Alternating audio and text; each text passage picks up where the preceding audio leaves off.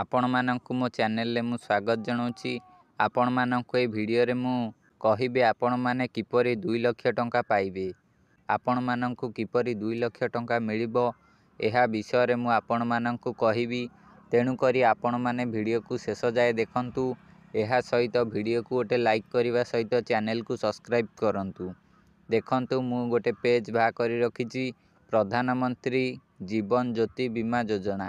ଏହା ହେଉଛି ପ୍ରଧାନମନ୍ତ୍ରୀଙ୍କର ଯୋଜନା। ଏହା ପ୍ରଧାନମନ୍ତ୍ରୀଙ୍କ ଦ୍ୱାରା ଚଲାଯାଉଛି। ତେଣୁକରି ଆପଣମାନେ ଏହି ପ୍ରଧାନମନ୍ତ୍ରୀ ଜୀବନ ଜ୍ୟୋତି ବୀମା ଯୋଜନା ଦ୍ୱାରା 2 ଲକ୍ଷ ଟଙ୍କା ପାଇପାରିବେ। କିପରି ପାଇବେ ଦେଖନ୍ତୁ, ତଳେ ଏହା ବିଷୟରେ ଡିଟେଲ୍ସରେ ଲେଖାଯାଇଛି। ମୁଁ ଆପଣମାନଙ୍କୁ ଜଣାଇ ଦେଉଛି।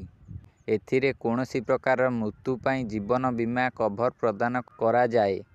ଏଥିରେ ଆପଣମାନଙ୍କୁ ବର୍ଷକୁ ବର୍ଷ କିଛି ଟଙ୍କା ଦେଲେ ଏହା ଆପଣଙ୍କର ମୃତ୍ୟୁ ପରେ 2 ଲକ୍ଷ ଟଙ୍କା ମିଳିଥାଏ।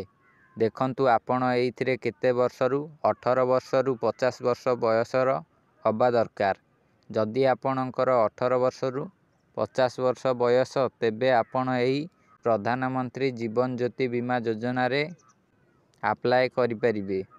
ଡାକଘରେ ନହେଲେ ବ୍ୟାଙ୍କ ଆକାଉଣ୍ଟରେ ଖାତା ରହିବା ନିହାତି ଦରକାର।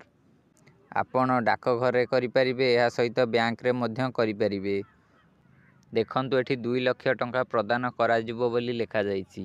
କୌଣସି କାରଣରୁ ଆପଣଙ୍କର ମୃତ୍ୟୁ ହେଉନା କାହିଁକି, ଆପଣଙ୍କୁ 2 ଲକ୍ଷ ଟଙ୍କା ପ୍ରଦାନ କରାଯିବ। ଆପଣଙ୍କୁ ଗୋଟେ ବର୍ଷରେ 436 ଟଙ୍କା ଦେବାକୁ ପଡ଼ିବ। ଗୋଟିଏ ବର୍ଷରେ 436। ଆପଣମାନେ ଏହାକୁ ବ୍ୟାଙ୍କରେ ଯାଇ, ଯେଉଁ ବ୍ୟାଙ୍କରେ ଆପଣଙ୍କର ଖାତା ଅଛି ସେଠି ଯାଇ ଆବେଦନ କରିପାରିବେ। ଏହା ସହିତ ନହେଲେ ଆପଣଙ୍କର ଯଦି ପୋଷ୍ଟ ଅଫିସରେ ଖାତା ଅଛି ସେଠୁ ମଧ୍ୟ ଆପଣ କରିପାରିବେ। ଆପଣଙ୍କ ବ୍ୟାଙ୍କ ଖାତାରୁ 436 ଟଙ୍କା ଅଟୋମେଟିକ୍ କଟିଯିବ, ଗୋଟେ ବର୍ଷରେ ଥରେ ଲେଖା।